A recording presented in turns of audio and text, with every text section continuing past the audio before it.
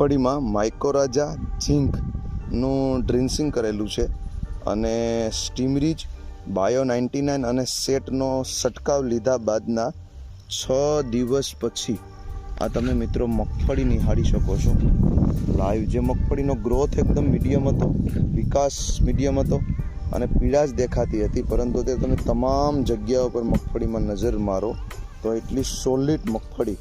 તે આ રિઝલ્ટ માઇકોરાજા ઝીંક જમીનમાં આપેલું અને ઉપરથી સ્ટીમરીજ બાયો 99 અને સેટ આપણા બેક્ટેરિયાનો છંટકાવ લીધેલો.